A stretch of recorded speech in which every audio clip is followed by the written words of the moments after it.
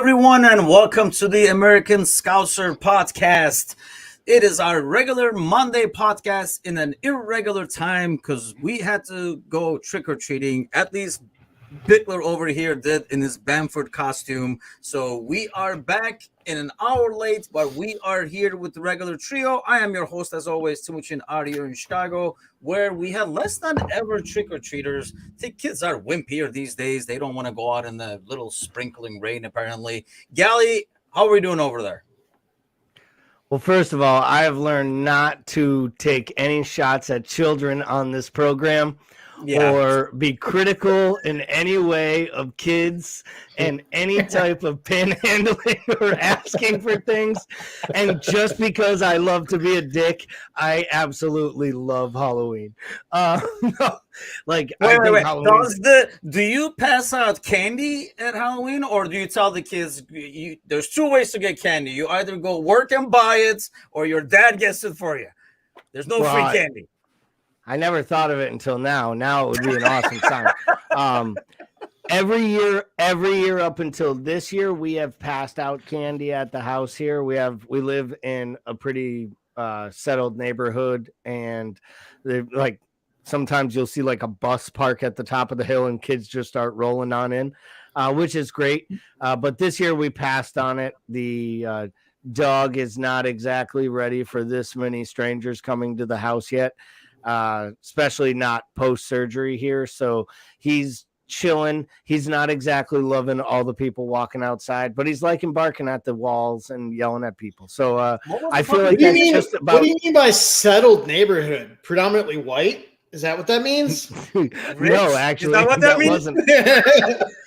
No, I meant like thickly settled, like thickly populated, like with poor people on little neighborhoods. That is the rudest, whitest thing you've ever said. Thanks. Thanks for making it seem that way. Calling Gally over here. I was gonna go more for like we live in a rich neighborhood kind of a thing. But what was the puppy's name, by the way? Oh, it's Smokey. Smokey. So, by the way, let's have a moment of silence for Smokey's manhood.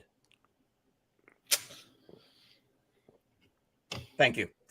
Bickler, how are we doing over there? How did trick-or-treating go? How did your Bamford thing kind of pan out, especially since they won? Or listen, I'll tell you what, I am so bummed out for a number of reasons. One, I wanted to do the EPL show. I wanted to skip this one and do the EPL show. So when you guys were like, we'll do the EPL show without you, I was like, no, we'll do the Liverpool one without me. Halloween for parents is a harrowing experience, especially for me. Our family, my boys are especially a hot mess. I gave these fellas the rundown about what that looked like for me tonight. I'll spare the rest of you guys because nobody else wants to hear that bullshit. But yeah, it was. Everybody wants to hear that, but that would make the podcast a 2-hour show. We might do just a special on the Bickler. Let me just tell you that I am entirely too sober for what happened for Halloween this year, and I'm ready to get this thing going. Must be like a little boy thing because I don't know. We had girls, and Halloween was always. Yeah, they sit there by themselves and color and shit. Yeah, having a girl is a breeze until they're like 13. It's good times. Halloween is good times. Like I say, kids are wimpier though. We didn't have as many kids going out in the rain. There's always that parent that drives around with their kid, lets the kid get cold and wet as they're like too cool to like walk around in it. We didn't even have those people. Even the parents are lazier. They don't want to drive around anymore. But so I mean, we're gonna get to the game, and I think this is telling where I'm assuming you guys are gonna enjoy the trivia even more than talking about the game segments. This was the hated segments. This is probably going to be the most fun you guys will have the segment, so be ready for it. So we were going to originally do, BJ was going to send one about or either Napoli or Tottenham because that's how we normally do these. But with our home loss over here, he has actually like a pretty darn question brewed up for you guys. So out of the 30 prior Premier League seasons, how many did Liverpool lose only 2 or fewer league games at Anfield? 11. I'll give you the multiple choice options because he has figured out that you guys are mathematically challenged. Good. So he did A is 8. I don't know if you want to write these down. B 11, C 14, D 17. So I'm assuming Gally, you're going with B 11. And notice Gally just jumped on the sword for you this week, Bickler, and didn't now you get time. That was actually a real friend moment right there. That's how much the inflatable dinosaur story resonated with me. He says that. Wait, Gally will only jump on the sword for me if he's fairly sure he's correct. So my guess is he probably just Googled this shit ahead of time. No, actually, I genuinely was like, fuck it, I'm just going to say a number because this is ridiculous. I'm not going to play this. We're having fun with trivia tonight. Just because nobody wants to see me ugly cry tonight. That's for sure. I'll do. I need to fix my thing. I'll do C14. Wow, man. The day is your day, Victor. You know it's a fucked up day where you get trivia right. And the number is 14. Gally, did you fall off your chair when he got it right, or what happened over there? You would think that, but no. I went and got the charger that fell on the floor, and then as I was coming up, I realized Bickler got it right, and yes, I almost fell over. It is 14 actually. 5 with none, which was obviously includes the season 19-20 as well as 17 to 18. There were 4 seasons with 1 loss and 5 with 2 losses. And we just got one going over here this weekend. So what a weird week, man. I get this right. I fucking kill it at fantasy. Something weird's happening. I don't know. You are killing it at fantasy because you're not playing me, buddy. But what are you gonna say about that? Well, you were missing when I was trying to get some shots in for fantasy in a rare occasion here, but then you conveniently were not here on the podcast. Well, listen, I've moved up 134 spots in a couple weeks, so I'll take it. Notice Bickler only talks about fantasy when he's made up spots, by the way. But let's look at the squad over here. And by the way, before I even forget, I did not get the visual for this. But if you are watching us live right now on YouTube, and if you are not subscribed, first of all, why the hell aren't you? Second of all, you should, because today we got like 4 hours left over here in our giveaway. So subscribe to the channel to enter, as we will be making the drawing right after midnight over here, announcing the winners tomorrow. Well, this team was not a winner out there, Bickler. We see this lineup. Is it the lineup? Is it how we're playing? What the hell is going on? I mean, it's not the lineup. I mean, I think for the most part, this is the best available. I would argue that if fully fit, I have Henderson in here. But, I mean, this is a good enough lineup to beat Leeds. I'm so sick and tired of talking about this, man. I'm just so tired of talking about it. It's like the same shit every week. I was just talking about the pre-show fist fights we got going with Gally about, sadly, we've been kind of having to repeat ourselves because every other week we go back to where we were. We get a glimpse of a good performance. We're like, hey, the new formation, are we putting pieces together? So-and-so is back. And then we get another game and we're back to the future. So, Gally, you like the lineup? Any complaints? I agree with the Henderson point if it was healthy, because I think we play a lot better at home with Hendo in there in terms of how fast he moves the ball. Mind you, this wasn't a game where Leeds was really sitting back, or if they were, I didn't notice because their defending is not really that great. We just could not freaking finish. Henderson healthy starts for me, and healthy Konate is the starting center back next to Van Dijk. And I've been saying this, right? The tail end of last season, I was Matip is a great story. Konate is the future. And I think we came into this season, if Konate had been fit from Jump Street, I think he would have been the first choice with Virgil, all things being equal. And right now we could use both of them, because Virgil could use a break at times. Once again, he, looked really heavy-legged and flat-footed. Those couple key interceptions and great defensive, the nous that he kind of showed against City, where you started to think, maybe he's got his swagger back a little bit. He's starting to feel himself and get confident. I didn't feel like that was there. My only gripe with the lineup, honestly, is that Fabinho started, because on form, I feel that he's probably been the worst player consistently over the last month. And I think that you could have started maybe Thiago and Hendo, but I don't know if he was fit enough to play. But I think Harvey Elliott gets exposed a little bit the same way Jones was exposed earlier last week when he started. I just think we're starting to see cracks, and it's things we talked about all summer long about needing additional midfield reinforcements, and they couldn't be youth team players. They needed to be adults who could come in and add to the squad immediately, not grow into it. And these guys are learning on the job, and I just think we have different aspirations if part of our goal is to help them learn on the job. I don't even know. I mean, do you consider that learning on the job, Bickler? Because it's almost like we are slightly playing them out of position. So, when you play, I know, like the other day when you play Curtis, I mean, where he's not supposed to, is he really learning on the job, or is he learning that, this is definitely not my spot?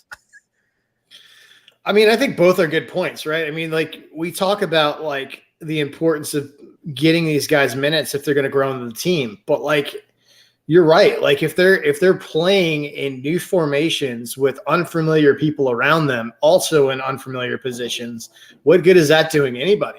Right. I mean, I think that's the sort of double-edged sword of this thing.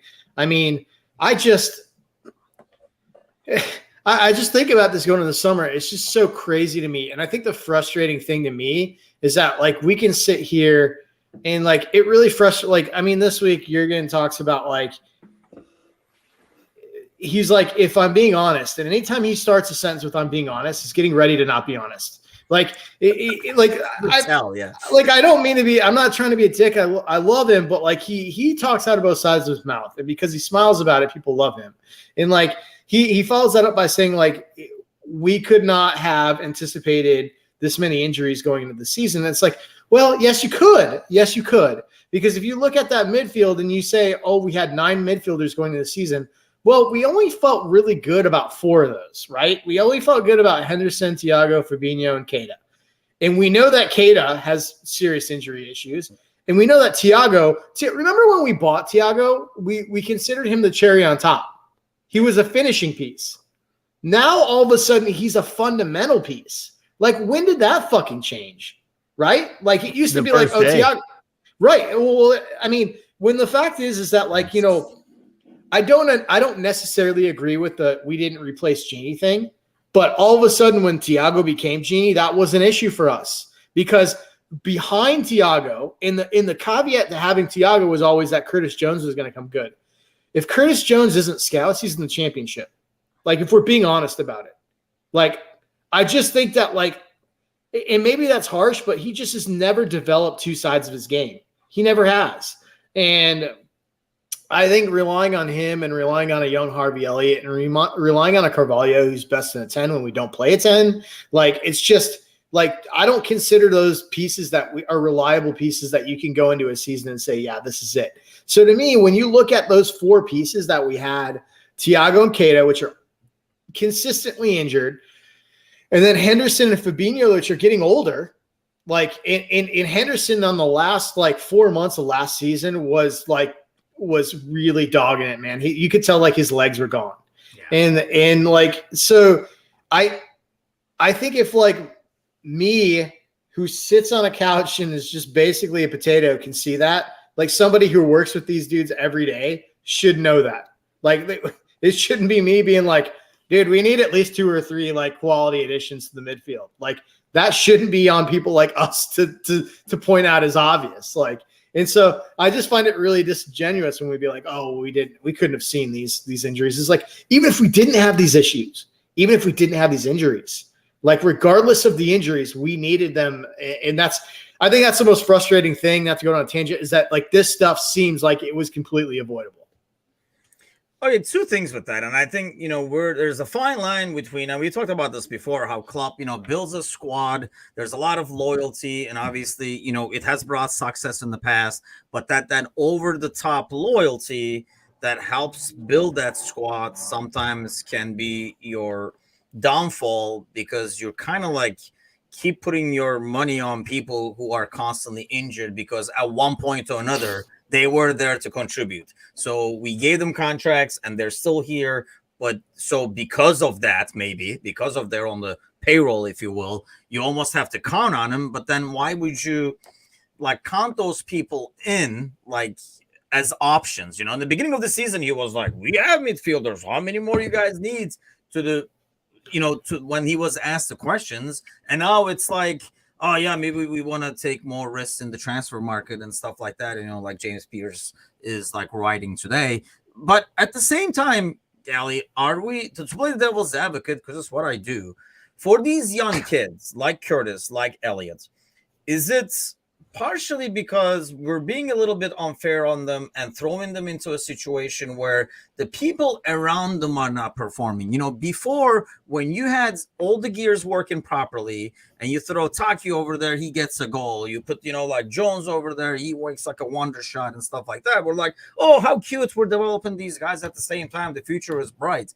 But when the gears around them already in shambles, are we kind of like setting up these kids to fail in the first place and hoping that they carry the team? They were just a part of the team before. They were never there to carry the team. And it almost feels like because of everybody else's form, we're kind of like asking for them to carry the load now. Like literally the entire load. Not just load. Yeah. Are they kids or are they professional footballers? And the only reason I say this is like Harvey Elliott went on loan, and for anyone that could watch him, he basically pounded his chest, said, I'm a man and I'm helping lead this group of men on loan with me, like at this club. Like, I'm ready to play. I'm going to go back to Liverpool. And until he got injured, he looked that part, and he's trying to find his way into that. Curtis Jones is 22 or 23 years old. I think he's got a kid. He's a goddamn man. Like, he is playing football, knows how to play the game. He's just got to do a job. Where I think he is, to your point, where I'll agree with you is I do think it's a disservice to play him in a holding two when he's never done it before and do it at the Premier League level. I think that's unfair. I think when you move him up to left wing later in the match, he looked just as tactically unaware and forgot about his defensive assignments multiple times and still didn't track back. So I don't know if I just blame his deficiencies in his game when he was the holding midfielder. He just doesn't play with a defensive mindset. He wants to do his own thing all the time. And he doesn't feel like he fits in. If anything, the mistake was putting these guys into the equation. They should have been the extra layers to the side. They should have been what made the thing special. The way that when Pep won the thing his first year and everyone killed him for not playing Foden, and we'd see Foden in the 89th minute, and Pep would be like, kid will get his chances. There'll be plenty of time for you to see young Phil Foden. Everyone will get their Phil Foden.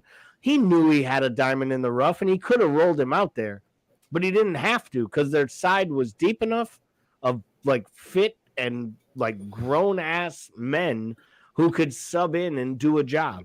And right now, we fill those ranks with young kids because we don't have any other options.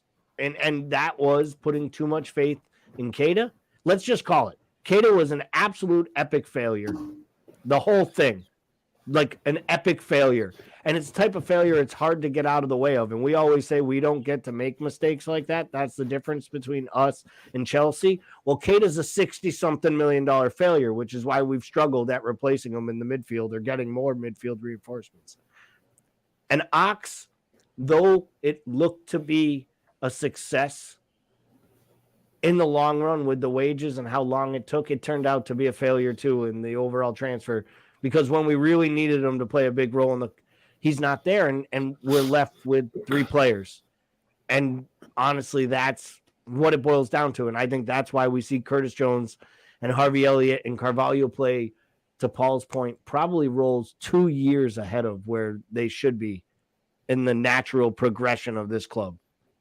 So I'm glad you mentioned Ox, because am I the only one? Because I was waiting to be able to say a great opportunity for him when he was walking in. I mean, I had it timed. It was just going to be a paste and stand, But are you guys shocked, like Bickler, that he did not come in a game like this? I was expecting him to be, especially when we're trying to get a goal in. Because one thing we were talking about in the post match with Mecca is compared to, for example, somebody like Carvalho.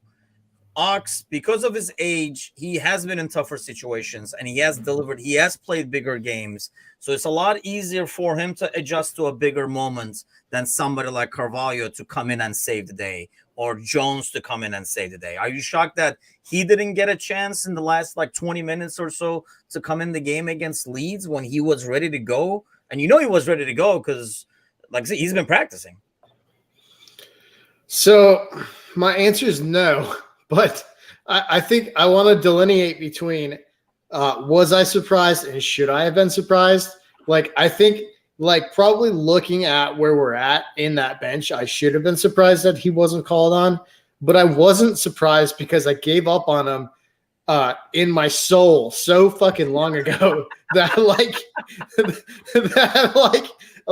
he, even when he makes the bench, I don't mentally register that he's on the bench.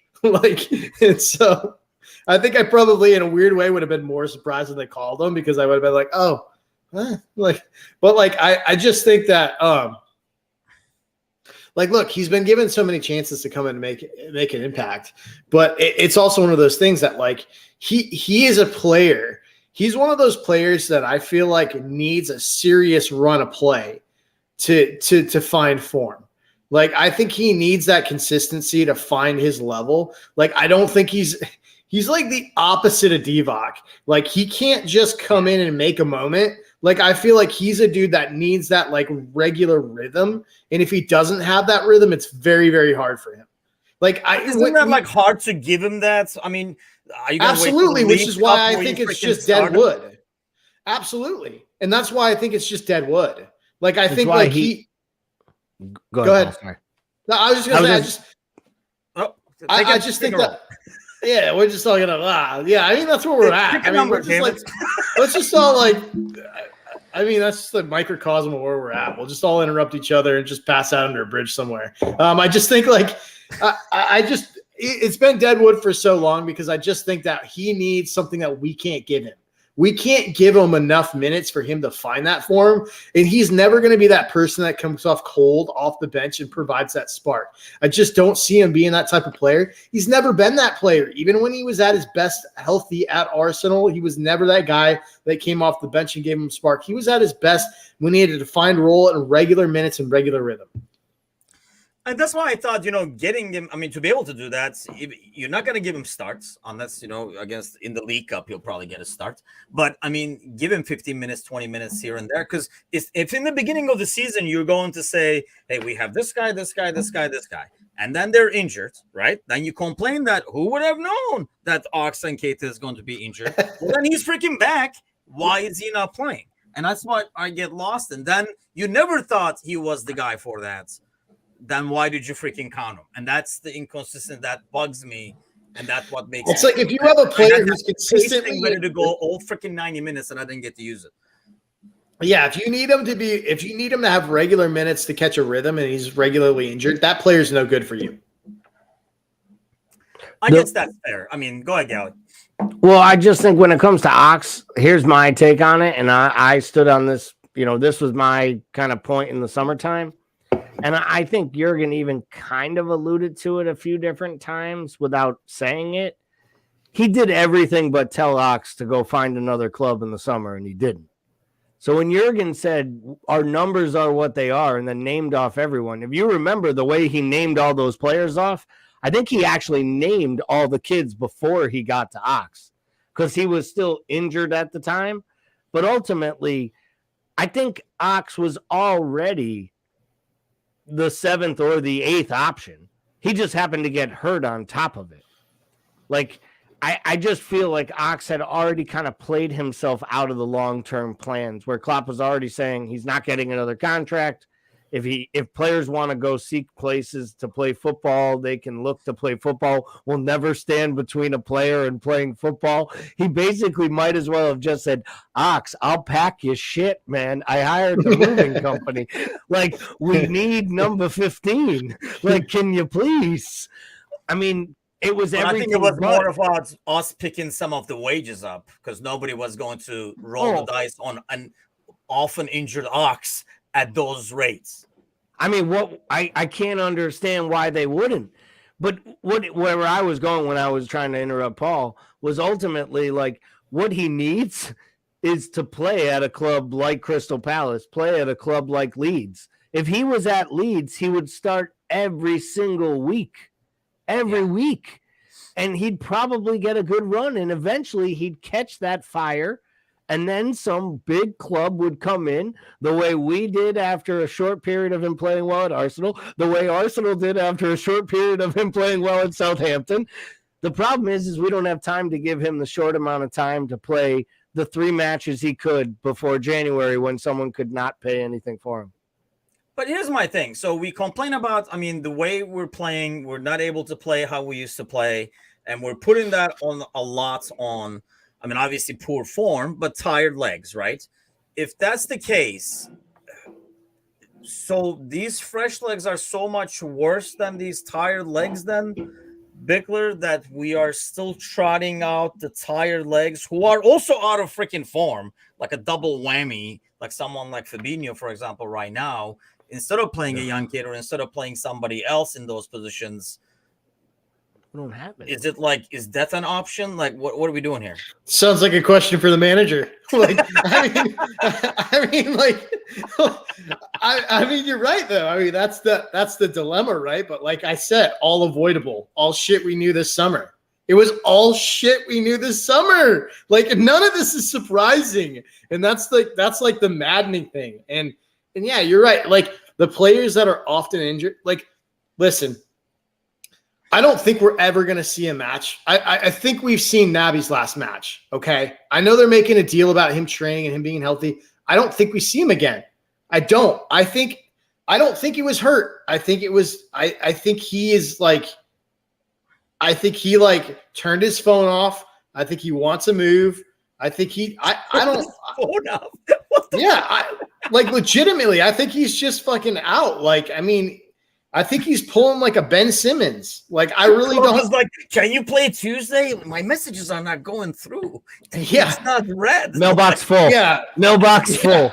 I couldn't come to practice, Skip. I didn't know we were having it. My mailbox was full. I don't know how to delete messages. No, I legitimately call shenanigans on Keita. I do not think he plays again for us. Which honestly doesn't in January, or are we stuck with him till the end of the year? I've made fun of Gally about this in the past, but he's correct. We can't continue to allow players to go for free. We can't. If we can find any sort of, I was right. We can sign. Yeah, this is kind of getting weird between the Bowen and this thing. It's getting uncomfortable for me. But yes, it's really uncomfortable with me just watching this. Yeah, it was less uncomfortable when I was married because I was used to being wrong, and I got really good at apologizing. But now it's uncomfortable. Edible kicking in.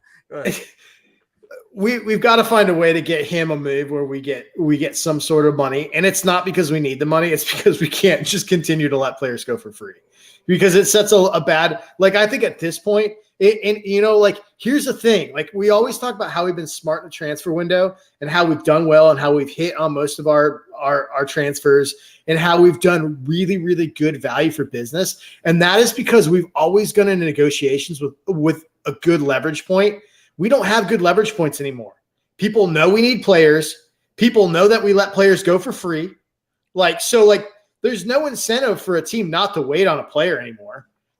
We've actually, and people now are weary of us taking them for a ride on a transfer. So we've kind of shot ourselves in the foot in a number of ways. So we've got to stop obsessing over whether we're losing 3 or 4 million on a player versus what we think we could get. and just start taking some sort of cash influx on this, because we can't continue to let players go for free. So yeah, I hope we get something for Naby. I don't know how much, like, I don't know how good, like, I'm getting ready to say something that, never mind. No, I was gonna say, I don't know how good doing too much today. I was gonna say, I don't know how good doing business is in January all the time, but then I think about Coutinho, Sturridge, and Luis Diaz, and I'm like, wow, what the fuck? Like, yeah, we need to figure out something. And it's so weird because, like, going into this year, like, I almost take responsibility for the season, because I went into the year being like, oh, like, the only thing that could fuck up our year is a World Cup in the middle of the season. And now I'm like, thank God there's a World Cup in the middle of the season. Like, so yeah. I'm not gonna agree with Gally, because we don't want his head getting any bigger than it that's fucking weird. He can barely fit in the square. We have him on YouTube over here. We can't take any more pictures of Gally at FanFest taking pictures anyway. So you gotta reel this in. I think, here's the thing, with the guys that, like we talked about in the past, Gally, like you mentioned that we didn't get anything for. I mean, some of those guys at least were contributing, like Genie. He was there every goddamn week, still playing to his capacity. Emre Can, like, he was there every freaking week playing to his capacity. We basically juiced everything we can get out of him, at least. In Keita, there's zero to gain. So, I mean, even if somebody comes in and says, I'll give you $1, you're going to have to be like, okay, I guess, here's Keita. And then here's his other hip and leg on another bag. And then you can have him have a good day. Yeah, I mean, they can have the whole cake. They can have the whole kid. You can have both hips. You can have his bag. You can take his hairline. You can take his fake hairline. Like, bring it all. You can take that awkward Kata that shows up clean shaven. Like, you can have his little postage stamp shin guards that we saw he took off. I'm like, no wonder he got that broken ankle from Pogba. He took off the shin guard that was this big. I'm like, no, what do you think that's gonna do? Like, and he's like, that dude should have body armor. Like, he should be wearing like the Black Panther suit. But no, I would say my biggest thing with Keita is this. The promise was so big because we waited a year. And then anyone like me that gets all into these transfers, I watched so much Bundesliga football that year, and he was so bleeping fucking good that I was like, this dude is just going to show up here and dominate. Like, he is just going to come to the Premier League. Bleeping fucking good, by the way. Yeah, I know. I bleeped out, and then I dropped the F-bomb. So what did you bleep out is my question. He was pretty fucking good. It's a word that shouldn't be said, let me tell you. But he was just so good. And you know what? It pains me to say this. I expect him to go somewhere else and be great again. Like, I don't think the end of his football is over. I just think a kid went to Liverpool that probably never should have went to that city, never should have played for that side. None of it added up. But if he went to Inter Milan, I could see him going right back to being one of the best midfielders in Serie A and bossing things like he did at Leipzig. If he goes to the right place, if he went back to Leipzig, he might have a huge time. If he goes to Dortmund, like, there are places where he'll succeed. Should have seen this coming. You know, the one thing that kind of concerned me about Naby, and I didn't want to admit it to myself because we're getting the Bundesliga player of the year, right? I was so excited about it. The red flag that didn't sit right with me when he was coming was the way that he left his club. Yeah. If you remember, he basically got thrown out of practice when they were hanging up the transfer and saying he wasn't going to be able to come right away. He basically went 2-footed in on one of his own teammates in a practice, got thrown out of practice, and like didn't come to training for like 2 weeks. And like he finally came back, pissed off, not talking to anybody. And like, I just wanted to chalk that up as a player that really wanted to be at Liverpool. But then like I think about that and it's like, man, that's pretty much all the behavior we kind of vet ourselves against when we look at players. Like, so I don't know. I mean, that was kind of the red flag for me. And I'm not going to say that that's like an indicator of like why he didn't succeed, but like maybe that should have caused me to been like, man. So let me ask you this then, since that you're saying it's not it. What do you think it is? Is it just he's not up to the pace of the Premier League as a player? or strength wise, or like Gally is saying, we waited so long for him, and the expectation was so high. He just kind of like like could not live up to that expectation, and obviously the injuries came right afterwards. Well, I mean, we had high expectations, but like I think regardless of whether we had to wait for him or like I think the expectations would have been the same. High transfer, like high dollar transfer, Bundesliga player of the year. That doesn't matter whether you wait for that guy or not. You're excited about him, and you should be excited about him. Yeah. I think when I look at him, he looks like a player. And like, I think the weird thing is that we always sort of equate the Bundesliga to the closest comp to the EPL because of the physicality of the Bundesliga that like certainly La Liga, Serie A, and League One don't have. Okay. I mean, I think that some of those leagues are probably more technical than the Bundesliga, but the Bundesliga has the pace and the physicality of the Championship EPL, that kind of area. And I think so. We think that that's like the easiest comp into the EPL. Cato looks like a player that will be a great League One player, but a shitty EPL player. I think that just he enjoys. I think he needs more time and space than you get in the EPL. Yeah. He needs that time on the ball. He like a slow like La Liga, he would ace it in because like it's all about technical buildup, and I think he needs that. I think part of it is we never played a formation that he was like he played an advanced attacking midfield position and basically basically the formation that we run a lot now. Yeah. This year, the 4-2-2-2. This would absolutely play to his skill sets more than any other player on the entire side, honestly. Yeah. But yeah, it doesn't matter. He killed it in this formation. But it doesn't matter because he wouldn't be on the pitch.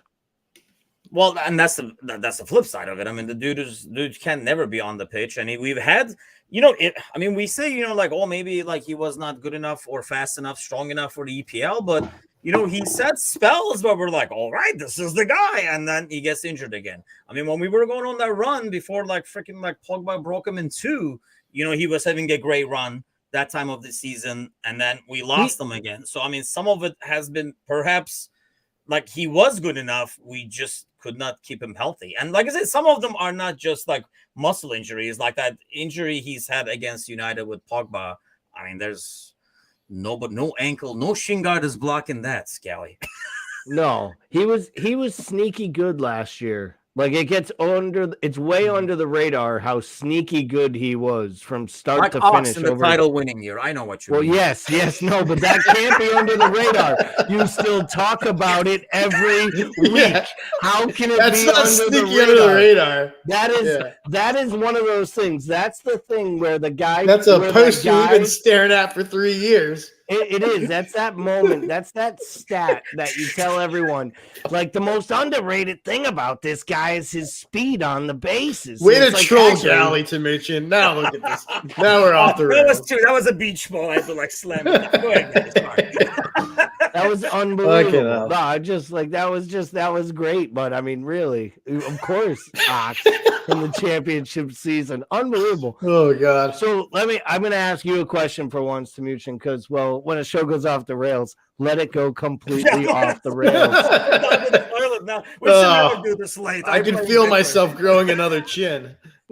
No, tomorrow, right? We have to actually play a match tomorrow. And it used to be we would lose so infrequently that I would like just couldn't wait for the next match because it was like, get that taste out of my mouth. Now I'm like, do we really have to fucking do this again in 72 hours? Like that is some bullshit. They're going to ruin a Tuesday too? You already ruined Saturdays and Sundays and every other day that ends in Y. But so tomorrow, you playing kids? Are you playing a mixture? Like, if Virgil van Dijk starts tomorrow, is it almost as bad as starting Jota against Michelin? Yes. No, but you must be seeing my notes. I was going to ask you that, damn it. But no, I'll answer that. I think it's a mix. It should be a mix, even though it didn't totally sound like it's from his press conference today. But I think you're going to see a lot more kids, and I would, for two reasons. One, this game doesn't mean anything, doesn't get you anything. Okay. I mean, you can field our best lineup right now. We can't beat Leeds, so I highly doubt we're going to beat Napoli 3-0, 4-0, or whatever. So that's one. There's nothing to be gained from playing those guys. And you play Spurs this weekend in a very important game that you need to get a result out of. And I hate to say it, a result at this point could even be a draw because it's an away game. But either way, you need, if your complaint is fresh legs and we can't play the way we want to play because of not having fresh legs, I would play a mixture and rest the guys you need to rest so that they can play this weekend and play the kids. And another way of that is psychologically, I think you go all out and play your ideal lineup. Get hammered by Napoli again, similar to the first game.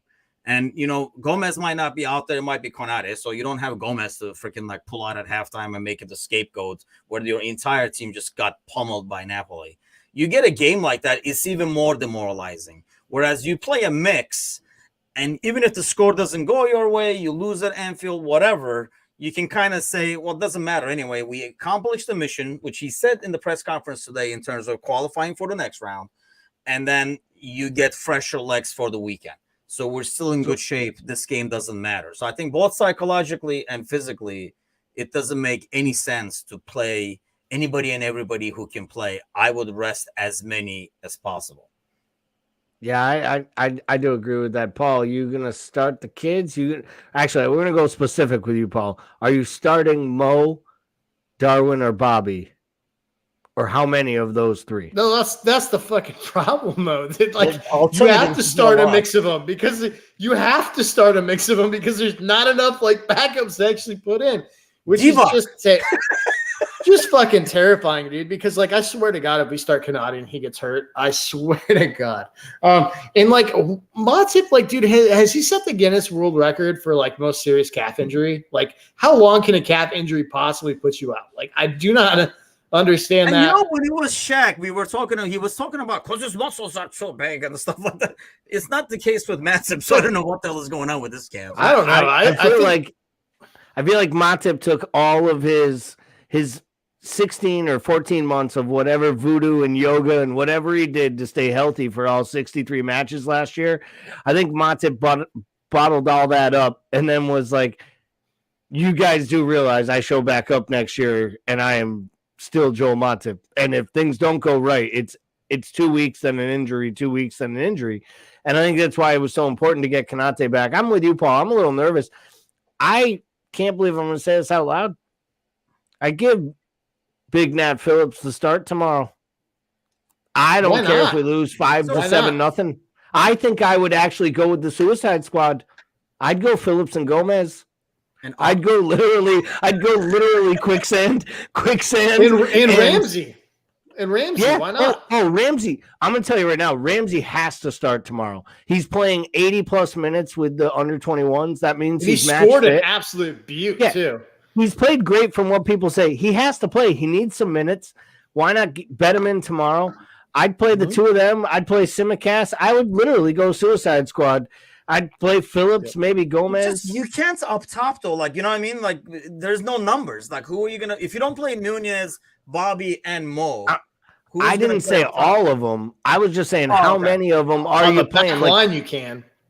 I would probably sit Mo. I think that at some point he needs a little bit of a rest. I know he's not going to the World Cup. Maybe this is a big opportunity for Ox. Yeah, it could be. You said it.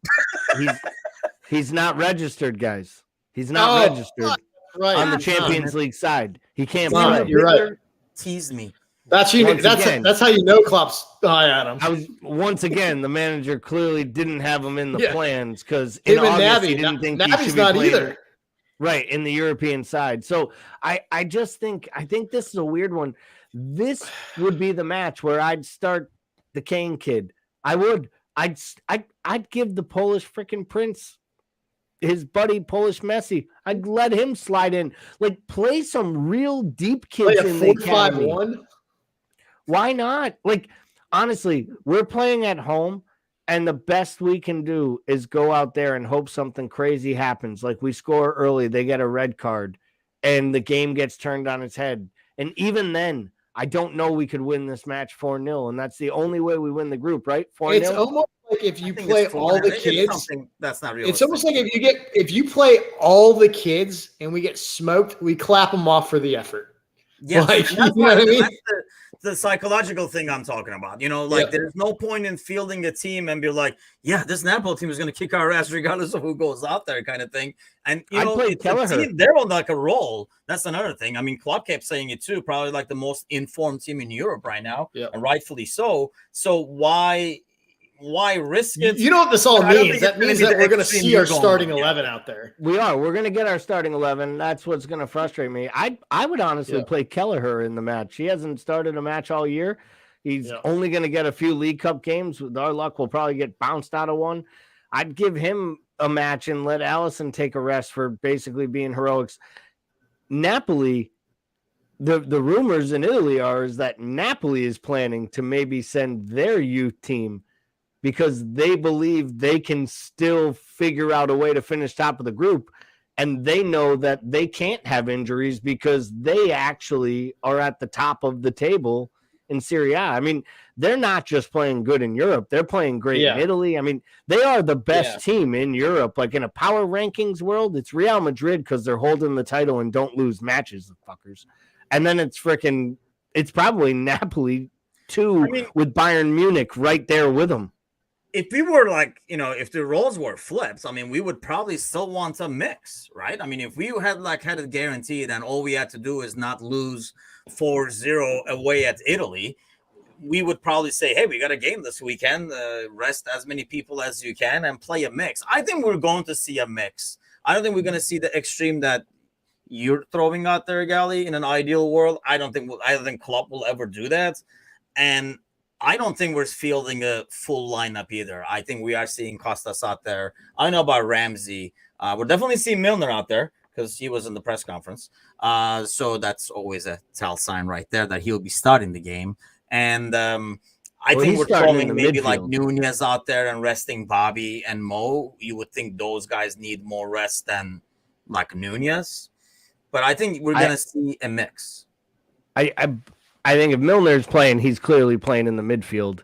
Yes. Because, Fabinho can't be anywhere near this pitch. Thiago can't be near the pitch. So maybe you're going to go out there. Or do you play Fabinho to play out of his ruts? God, dude. See? Instead of putting Hendo or Thiago out there who can get hurt. Look, is this weekend at Bernie's? Did he die this summer? And we not know? Was he on vacation and did you guys see or something? Did you see my thing? I was watching whatever the Premier League show was, and they did one of those moments in the morning where they got all these players, and they're literally holding up these terrible little signs, like they were at a photo booth, like little kids at a trunk or treat type thing, Paul. And they were holding up boo and witches over their eyes, and everybody had these different things, and all the players are doing it. And the only player who didn't hold up a sign, didn't do a thing, was Fabinho. He just stood there in his red Liverpool jersey. And I jokingly posted in Discord, it almost looked like he was as lost doing this as he's been playing football. He showed up, they gave him the script, and he was by the time it was time to go boo, he couldn't remember his line. Do you think, Bickler, it's because the newer formation does not suit him as well? Or is it I think we Ben Davies him. I think he's a hologram, dude. I don't even think he's a real person anymore. I think he died and we I somehow resuscitated his actual body, but he's not there. The drop off is so severe. It's unreal. He doesn't even look like I can't see a shadow of that player that we know as Fabinho in there. It doesn't look anything he doesn't have any instinctual prowess there, to step forward when he needs to step forward.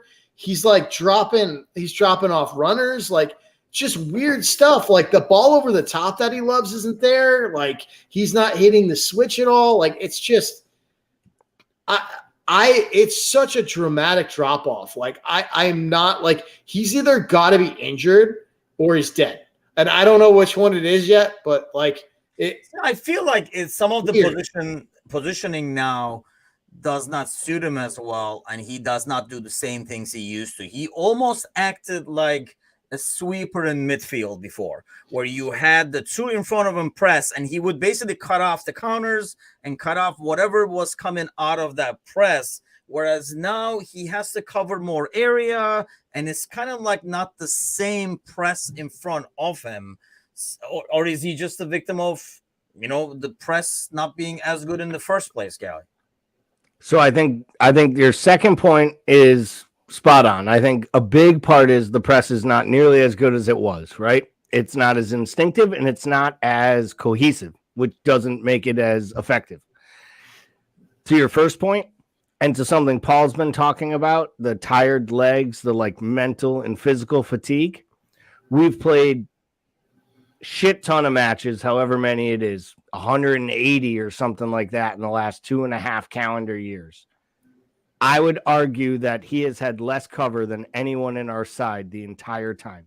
Adequate cover, which means in every big match, every high leverage match, that dude gave you 90 plus minutes of balls out. And to your point, Timuchin, he did it in a way of almost being like everybody's eraser. He cleaned and we up always said everything. If Fabinho plays well, we win. And this is where I come back to. It came back this year when we all called for a formation change. In some ways, we called for Fabinho. We all called for Fabinho to get legitimate cover. I mean, we all remember the funny Discord arguments about whether or not Tyler Morton was a legitimate backup option for him last year, right? And now it's this other kid, Spanish kid. But it ultimately, we've done nothing to support Fabinho the entire time he has been at Liverpool as far as getting him a viable, legitimate understudy. And I think that we're seeing, if we are seeing a certain player break down because of the rigors of a Jurgen Klopp system and the demands of it, we're seeing it more in our face at a Fabinho in his prime than any of the other pieces. Virgil, Trent, their dips in form isn't as much down to fatigue, in my opinion, as what I believe is just the absolute fucking balls getting run off of Fabinho over the last 1.5, 2 years. And it's why we needed cover for him. We didn't get it. And I think we're really seeing it now. We didn't just need cover for him, right? We needed a player that could play for him, and we needed a player that could play like him alongside him for the new formation. And they got neither. And because of it, they left him out to dry. And now we're getting to pick up the pieces. So, I mean, it looks like one way or another, we're just going to stumble to the World Cup and see what happens in that month. And then who comes back, how they come back, and everything afterwards. It almost sounded like, listening to the press conference for Klopp, that's what he's waiting on too, hanging out for dear life until we get a break. And he almost made it sound like, I mean, that's like, I don't want to open a huge topic as we end the show here, but he almost sounded like, and this is what I've been afraid of all along, that, we talked about in the offseason about all these signings showing that we're going to switch the formation to 4-2-3-1 and stuff like that. And then we didn't do it in the beginning. Now we're kind of doing it, or it's a 4-4-2 or whatever the hell he wants to call it now. And he said something in the press conference in terms of like having more time to implement things and work on things and stuff like that they did not have because of a short summer. And I have a bad feeling that, this was kind of like the plan all along, that like this off season was kind of like too short. And now they're like kind of like looking to, or they realize, hey, we got to change some shit. But I mean, we're not able to change it as well as we want to right now because we don't get, I mean, obviously when we play so many games, you don't get a lot of practice sessions, like proper practice sessions, like for like tactical work and stuff like that. So it'll be interesting to see who comes back, how they come back after the World Cup. I mean, we can't even come up with 5 players who might possibly start tomorrow. So I know, a score prediction is too much to ask, but I'm going to freaking ask anyway, because it's what I do. Gally, what do you expect to see tomorrow? What's your gut feeling? Because obviously we have no idea about the lineup for both teams, really. Yeah. I really wish I could tell you like 2-2, 3-1, 4-1, good guys, we bounce back. I don't feel it. I feel like the best team in Europe right now is coming into Anfield, and unfortunately, the home team has to play them. And it's weird to say that because it's been the opposite for most years, where the best team in Anfield's the team from there. So I think Napoli actually comes in here and puts down a marker. They're the ones playing with house money, whether they play with kids or they play with their subs. I think they play with their tails up, and unfortunately, we're not a side right now that can bode well with a talented team playing with their tails up. So I'm going to say 3-1 Napoli. Bickler, it is Anfield, European nights, and all that good stuff. And this team sometimes puts out some weird performances. Like, Yeah, I'm trying to put some 3-1. positive shit out there. I was gonna go 3-1 to be different. I'll go 2-0. Napoli. I think they're too good. They're on a roll right now. I just don't see anything that we can possibly put out there. I mean, I can see us maybe making it difficult for them, but I think they're still going to get at least 2 in there. I see a 2-2 coming tomorrow. I see a draw coming. Because I think they kind of play a bit more laid back too, and it's like the positive side. Somebody has to be positive around here. Goddamn, I can't believe it has fallen on me to be positive in this damn podcast. So I don't know what the hell is going on, but trying to pick up the pieces here, people. Yeah, I'm thinking it might be a draw. Depends on, and like I say, it's so hard to predict because we don't know who's going to play for us and who's going to play for them.